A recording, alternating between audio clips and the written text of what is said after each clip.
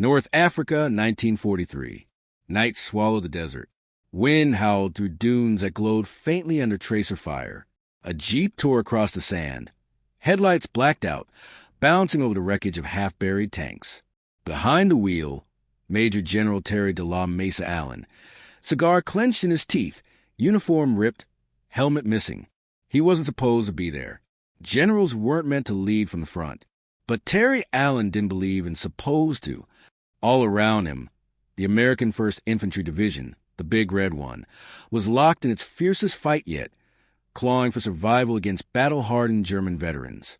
And while most commanders stayed safely behind the lines, Allen was charging straight through the chaos, shouting to his men through smoke and sand, "Get up and fight. The only way home is forward." His soldiers called him Terrible Terry, not because he was cruel, but because he terrified anyone who believed war could be fought by the book. Washington hated him. The Army brass tried to court-martial him. Twice. But when every other plan failed, when disciplined generals folded and morale shattered, they sent for Allen. He didn't fight for medals. He fought for his men. And in a war ruled by rigid order, his chaos won battles others lost. This is the untold story of the maverick general the U.S. Army tried to silence, and the soldiers who would have followed him through hell itself. Long before the legend, there was a cadet who didn't belong. At West Point, Terry de la Mesa Allen was a problem no instructor could solve. He was brilliant when he cared, but he hated authority. He failed math twice, skipped drills, mouthed off the officers, and was nearly expelled more than once. A classmate later said, "Terry didn't fit the mold. He broke it, melted it down, and built his own." He graduated barely in 1907. By then, his reputation was set. An undisciplined genius, a soldier allergic to conformity. When the First World War came, Allen saw his chance to prove himself. But fate had other plans. The war ended before he could see combat. While others came home as heroes, he came home furious, denied the one test he'd been waiting for.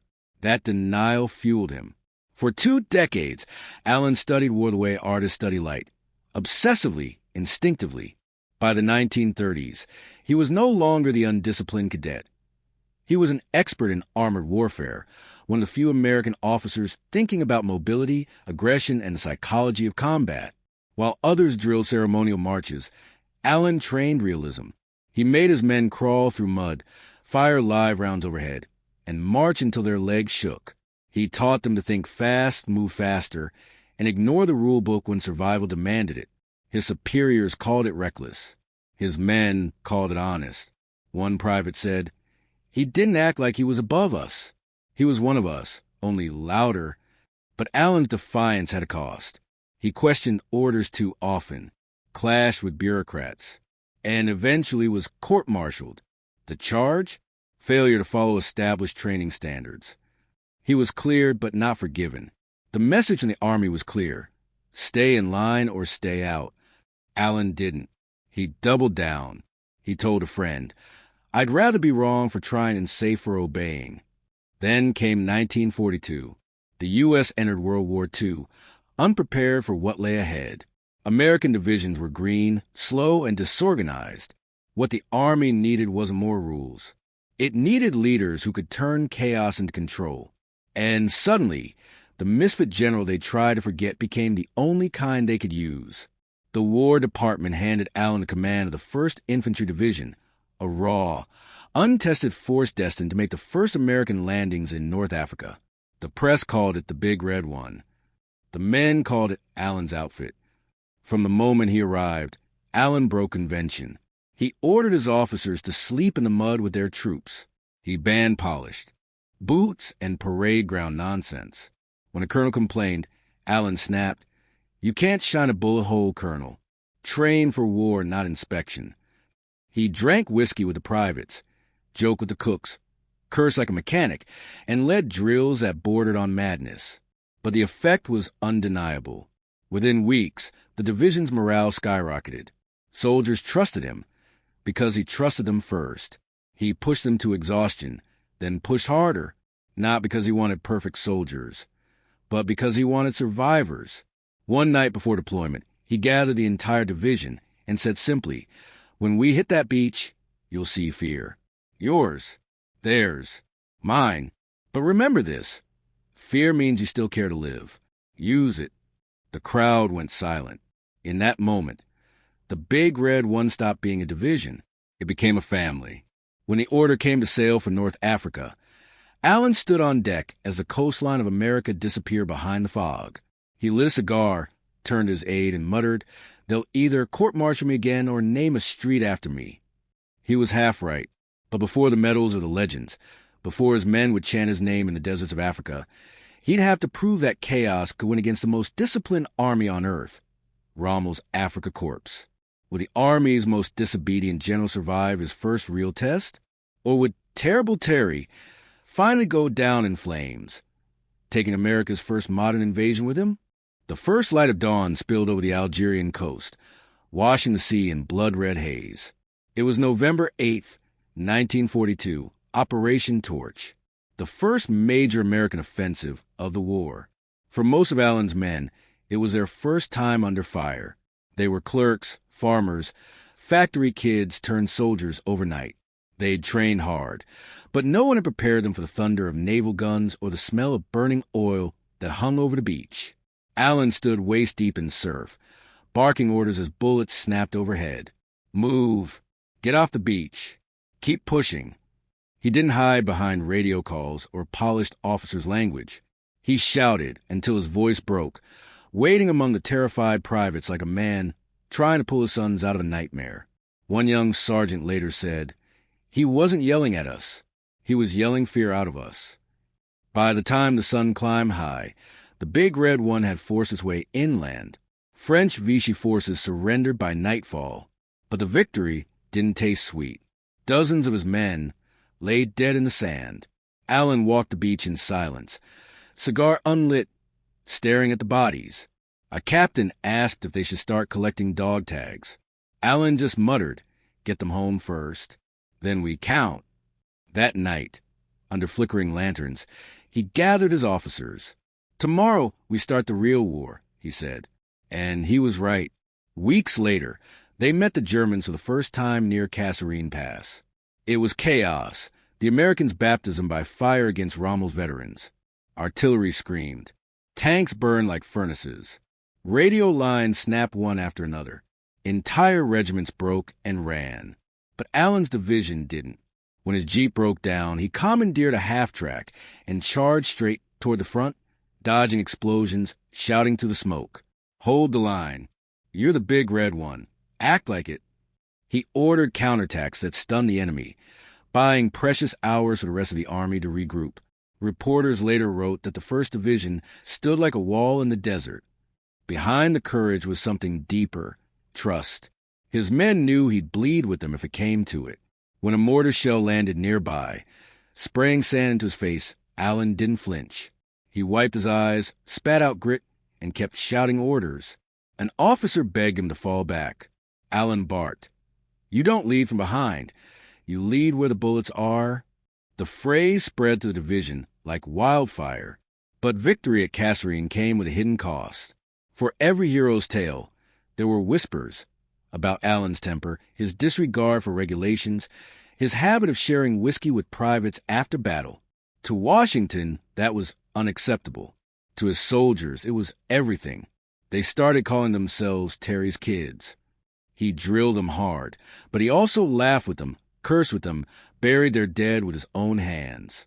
When rations ran short, he gave up his own. When discipline reports reached headquarters, he shrugged. "They're alive, aren't they?" Still, the telegrams from command kept coming. Maintain order, enforce discipline. He ignored most of them. By early 1943, the tide in North Africa was turning. The Allies had learned from their humiliation. Allen's men, scarred but unbroken, spearheaded every major assault from Tunisia to Bizerta. They'd earned the enemy's respect. A captured German officer reportedly told his interrogators, "We knew when the Big Red One arrived. They attacked like wolves, not soldiers." Even Rommel, the Desert Fox himself, noted in his diary that the American infantry was learning too fast. But success brought envy. Behind the front lines, generals in pressed uniforms grumbled that Allen was too close to his men, too loose with rules, too visible in photographs.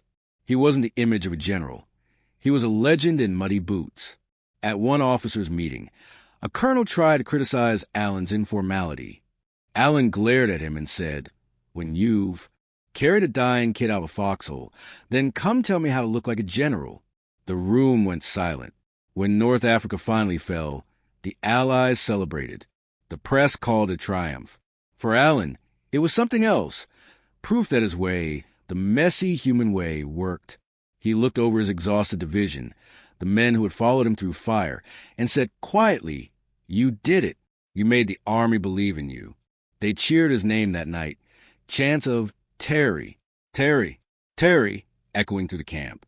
It should have been his moment of glory. Instead, it was the beginning of his downfall, because back in Washington, High Command had already decided.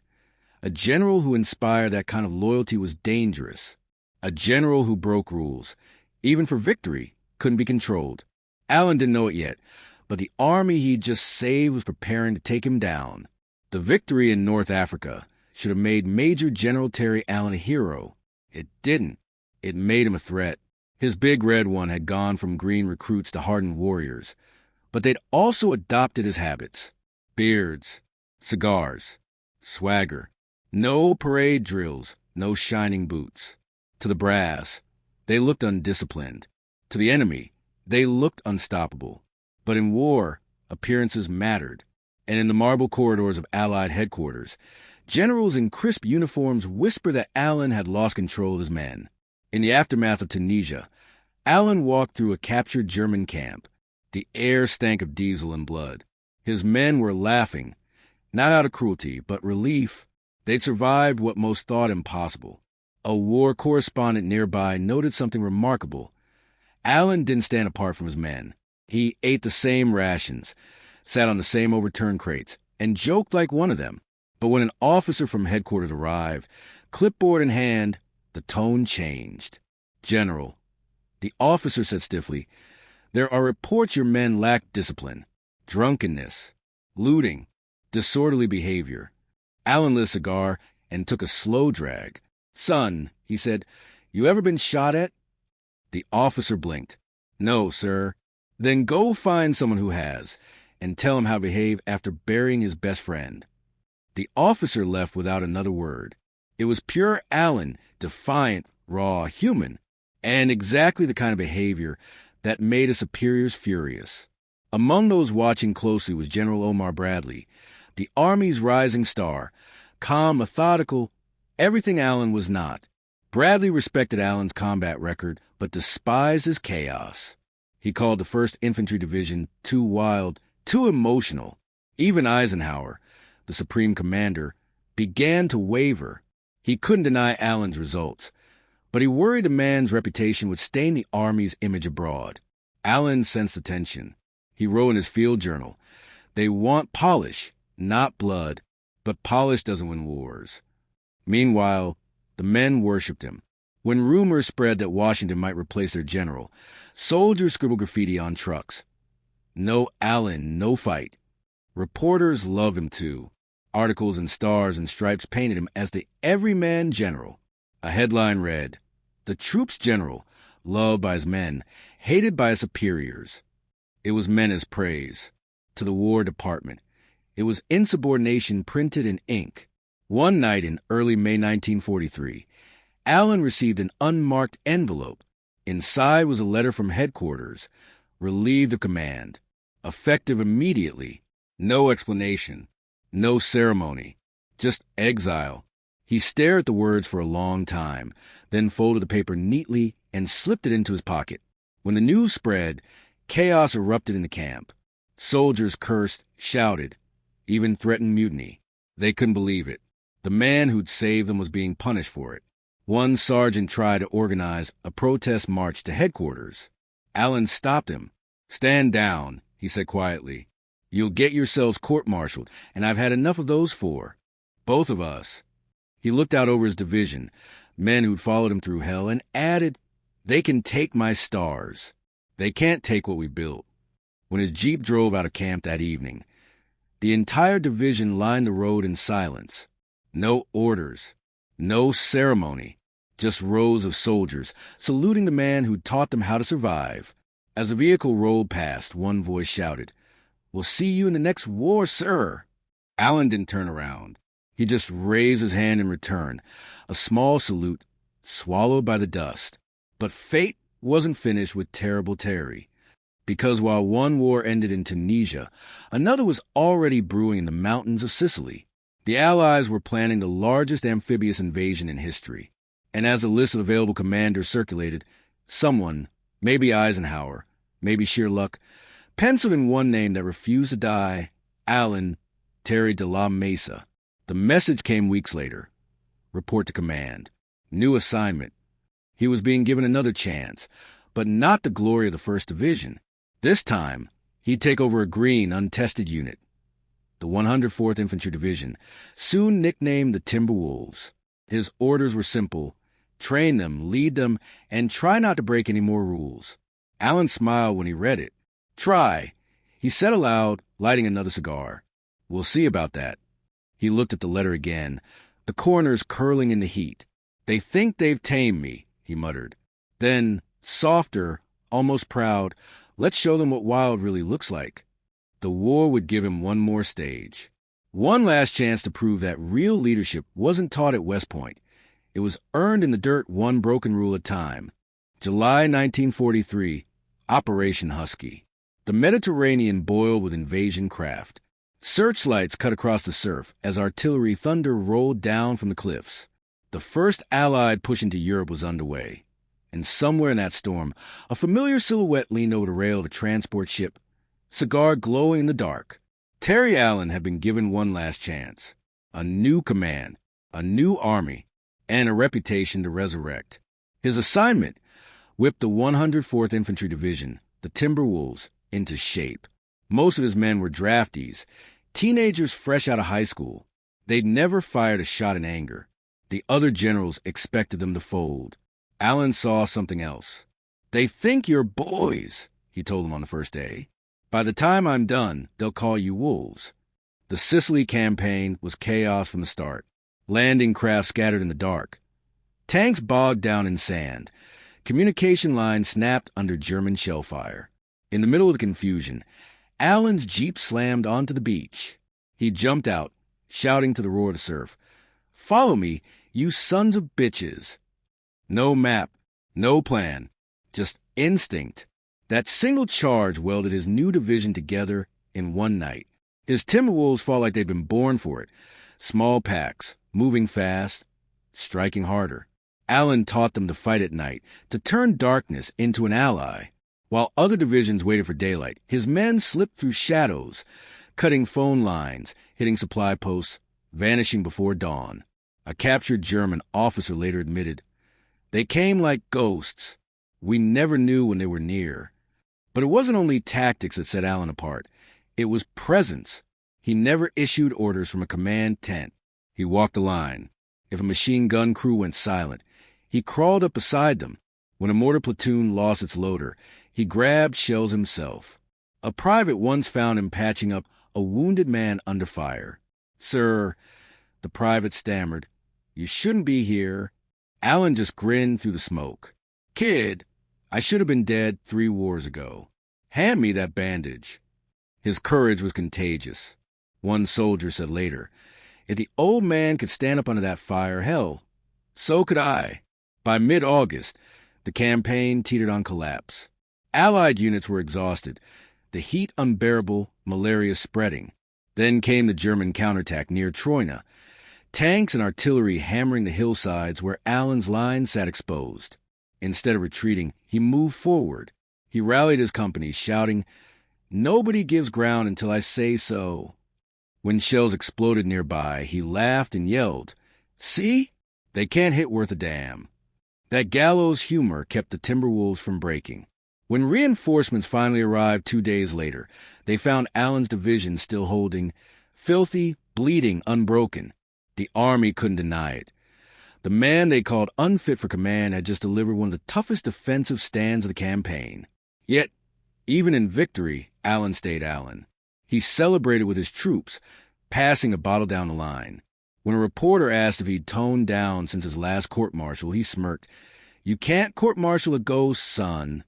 But privately, he'd changed. The war had burned away some of his arrogance, leaving behind something deeper: gratitude. He'd seen too many young men die too quickly to pretend war was about glory anymore. At night, he wrote letters home for soldiers who couldn't. He visited the field hospital every morning. He never forgot a face. One medic recalled him whispering over a dying corporal, "You did your job, son. You did it damn well." That's who Terrible Terry really was, not a rebel chasing fame, but a man who understood that in war, humanity was rarer than heroics. By autumn, the Allied push up the Italian peninsula had begun.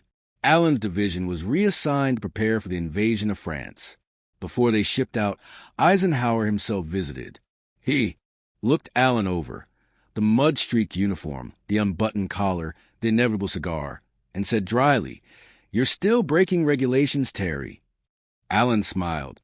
"Sir, that's why we win." Even Eisenhower had to laugh. For once, the Army didn't court-martial him. They decorated him instead. Distinguished Service Cross, Silver Star, multiple citations. But what mattered to Allen wasn't the ribbons. It was that his men, the same kids who'd once trembled on their first day, now saluted him with pride as their convoy rolled north toward France. A reporter asked Allen what kept him fighting after everything. He answered without hesitation, "Simple, I fight so they can go home." And that single line said more about leadership than any field manual ever could. The Timberwolves would soon carry that philosophy across Europe, freeing towns, protecting civilians, and earning a reputation as the most disciplined night fighters in the entire U.S. Army, an irony Allen never stopped enjoying. The man once accused of disorder had built the most reliable unit of the war. But for every victory, Allen knew the cost. He'd seen too many ghosts marching beside him, and when the guns finally fell silent, he'd have to live with them. When the thunder of guns finally faded, the silence felt heavier than battle. Europe lay in ruins. The men who had survived were no longer boys, and the generals who had led them were no longer the same men they'd been before the war. Among them was Major General Terry Allen, the rebel who refused to fit into anyone's mold. He returned home to no fanfare, no parades.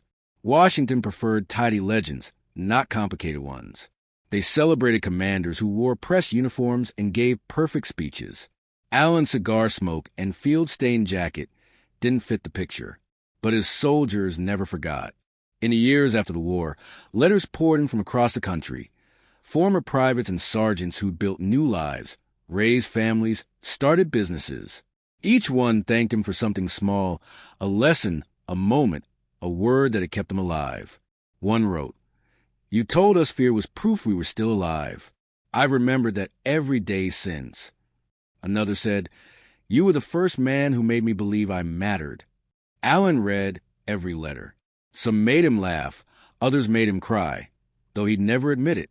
He replied to as many as he could, always signing the same way, "Stay wild." T.A. In Germany, the Timberwolves, the same young soldiers who'd once doubted themselves, became part of the U.S. occupation force. Their reputation stunned even the brass. The division Allen had built through chaos and instinct was now the most disciplined unit in Europe.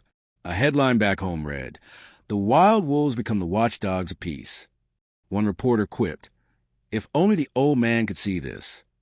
But Allen was alive and quietly proud. The Army had finally realized that discipline didn't come from fear. It came from trust. And nobody had embodied that better than Terrible Terry. Still, he never sought glory. He retired quietly, settling in Texas with his wife, Mary. Neighbors described him as loud, funny, and always telling stories. But every so often, the past would return. On his porch, surrounded by desert wind, Allen would stare out at the horizon, cigar burning down to ash, and say softly, "We did all right, didn't we?" He meant his men, the ones who'd fought for him, and because of him. In 1969, at the age of 79, Terry Allen passed away. The funeral was modest, no military parade, No grand speeches. But hundreds of veterans showed up, many wearing old patches, some carrying framed photos worn thin from time. As the honor guard folded the flag, one elderly sergeant whispered, he was the only general who never forgot what it meant to be one of us. And that more than medals, more than rank, was his legacy. Because Terrible Terry didn't change the Army through politics or policy. He changed it through people. He proved that real leadership isn't built on authority. It's built on belief. That soldiers fight hardest for commanders who see them as human beings first, uniform second. In the decades after, his name faded from history books but lived in barrack stories and campfire legends. In Vietnam, a sergeant told his platoon, lead like Terry, fight like hell, care like home. In Iraq, soldiers painted his quote on Humvee doors. In Afghanistan, young officers studied his battle reports and wondered why they'd never learned about him in school. His ghost still marched beside them, the eternal reminder that courage and compassion could coexist. A few years ago, a surviving Timberwolf was asked what made Allen different from the rest. He thought for a moment and said, he didn't command us, he believed in us, and that made us believe in ourselves. If you walk through Arlington Cemetery today, you can find his grave, marked simply without grandeur, just a name, a rank, and the dates that span 2 world wars. No inscription, no motto, because he didn't need one. The men he led were his monument, and their stories, passed from generation to generation, are the reason Terrible Terry, Allen still marches somewhere between history and legend. He broke every rule they gave him, and by doing so, he redefined what a leader could be. Not every hero fits the uniform they're given. Some break it, and in doing so, change the world around them. If you want more untold stories of forgotten warriors who rewrote the rules of war, subscribe for the next chapter, because history's loudest echoes often start with one defiant voice.